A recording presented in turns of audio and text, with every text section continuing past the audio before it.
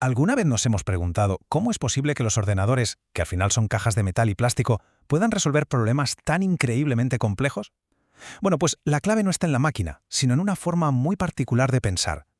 Hoy vamos a meternos de lleno a descifrar ese código. A ver, hay que pararse a pensarlo un momento. Un cajero automático no se lía, sabe exactamente el dinero que tiene que dar. O un enemigo en un videojuego que sabe cuándo tiene que atacar y cuándo es mejor esconderse. Pues no, no es magia. Es un proceso, una lógica muy bien estructurada que vamos a desglosar ahora mismo. Y para entenderlo, este es el plan que vamos a seguir. Primero, vamos a ver cuál es el secreto que hay detrás de la resolución de problemas. Luego, las 4 habilidades que lo hacen todo posible. Después, nos vamos a sumergir en el idioma que hablan las máquinas. Veremos cómo se dibuja un plan de acción y terminaremos con la herramienta de decisión más simple pero a la vez más potente que existe. Venga, pues empezamos por el gran secreto. Y ojo, que la sorpresa es que no tiene nada que ver con ser un genio de la informática. De hecho, es algo que ya usamos en el día a día casi sin darnos cuenta. Se llama pensamiento computacional. Y aquí está lo crucial. No se trata de pensar como un ordenador, para nada. Se trata de organizar las ideas de una forma tan clara y estructurada que hasta una máquina, que no entiende de dobles sentidos ni de ambigüedades, pueda seguir las instrucciones al pie de la letra. En el fondo, es una habilidad muy humana para resolver problemas. Entonces, ¿cómo se aplica esto? Bueno, pues este proceso mental se apoya en 4 pilares, 4 herramientas que, cuando se combinan, nos permiten atacar cualquier problema, por muy grande que parezca. Son estas 4: descomposición, reconocimiento de patrones, abstracción y algoritmos. Pensemos en esto como si fuera una caja de herramientas para el cerebro.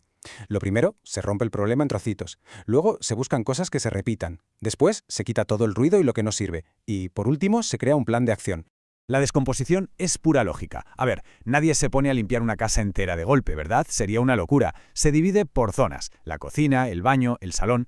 Pues en informática es exactamente igual. Para hacer una aplicación, un equipo se encarga de la parte visual, otro de cómo funcionan los datos. Se divide un problema que parece inmenso en tareas mucho más pequeñas y manejables. Luego tenemos la abstracción, que es básicamente el arte de ignorar lo que no importa. Un mapa del metro no te enseña las tuberías que hay bajo tierra, solo te enseña las paradas y las líneas, que es lo que necesitas para tu viaje. Pues eso es la abstracción. Se filtra la información que es esencial para resolver el problema sin perderse en detalles que no aportan nada. Y finalmente llegamos al algoritmo. Es la culminación de todo el proceso. El ejemplo de la receta de cocina es perfecto. Si mezclas los ingredientes en el orden que no es, o te saltas un paso, el resultado es un desastre. Un algoritmo es justo eso, una secuencia de pasos muy precisa y ordenada que te garantiza llegar a un resultado concreto. Es el plan de acción definitivo. Muy bien, ya sabemos cómo estructurar nuestro pensamiento.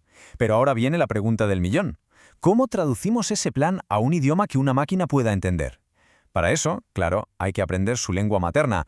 Nosotros usamos el sistema decimal, que tiene 10 dígitos, del 0 al 9, y lo más probable es que sea porque tenemos 10 dedos. Pero claro, un ordenador es un circuito eléctrico. Solo entiende 2 cosas, si pasa corriente o si no pasa, encendido o apagado, 1 o 0. Todo lo que hace un ordenador, absolutamente todo, se reduce a una larguísima combinación de esos 2 estados. Y esta de aquí es la pieza fundamental, el átomo del mundo digital, el bit. Un simple 1 o un simple 0. Cada letra de este texto, cada píxel en la pantalla, cada nota de una canción, en el fondo no es más que una secuencia enorme de estos bits. Para que esto no se quede en algo tan abstracto, vamos a hacer una traducción en directo. Vamos a coger un número de nuestro sistema, por ejemplo el 45, y lo vamos a convertir al lenguaje de los ordenadores. Se usa el método de la resta, que es muy sencillo. Buscamos la potencia de 2 más grande que quepa en 45. Esa es 32. Así que ponemos un 1. Y restamos. Nos quedan 13. La siguiente potencia, 16. ¿Cabe en 13? No. Pues ponemos un 0. ¿El 8 cabe en 13? Sí. Pues ponemos un 1 y restamos. Y así seguimos, paso a paso, hasta construir el número binario. Y ahí está. Para nosotros es 45. Para un ordenador es 101101. Es exactamente el mismo valor, pero expresado en 2 idiomas diferentes. Vale, ya tenemos la lógica para pensar el problema y el idioma para comunicarlo. Ahora toca visualizar ese plan, crear el mapa que el ordenador va a seguir. Vamos, que pasamos de las ideas al papel. Y para eso se usan los diagramas de flujo. Son, básicamente, la representación gráfica de un algoritmo. Usan símbolos universales. El óvalo, para empezar y para terminar, el rectángulo para una acción concreta y el más importante de todos, el rombo, que es donde se toman las decisiones de sí o no. Vamos a usar un ejemplo muy típico para ver cómo funciona. El clásico problema de la lámpara, que de repente no enciende. El flujo es muy claro. Empezamos. Primera decisión. Primer rombo. ¿Está enchufada la lámpara? Si la respuesta es no, el camino nos lleva a una acción. Enchufarla. Fin del problema. Pero si la respuesta es sí, entonces pasamos a otra decisión. ¿Está la bombilla fundida? Y así cada pregunta de sí o no nos va guiando por un camino diferente hasta que encontramos una solución. Esto es ni más ni menos que un algoritmo en acción. Hemos visto que el rombo de decisión es la clave de todo esto. Pero ¿cómo funciona por dentro? O sea, ¿cómo procesa un ordenador ese sí o ese no? Vamos a meternos un momento en el cerebro lógico de la máquina. Aquí entra en juego la lógica booleana, con operadores como y o and en inglés. El operador y es muy exigente. Como se ve en la tabla, el resultado final solo es verdadero, o sea, 1, si ambas condiciones son verdad. El ejemplo del coche es perfecto. Si pisas el freno, pero no giras la llave, el coche no arranca. Las dos cosas tienen que pasar a la vez. Y esto es fundamental que se entienda. Una tabla de verdad como esta no es un concepto abstracto de matemáticas, es literalmente el plano de un circuito físico. Hay millones de estas puertas lógicas abriéndose y cerrándose dentro de un procesador, tomando decisiones a velocidades de vértigo, basándose en esta lógica tan simple. El otro gran operador es OR, o OR en inglés, y este es mucho más flexible.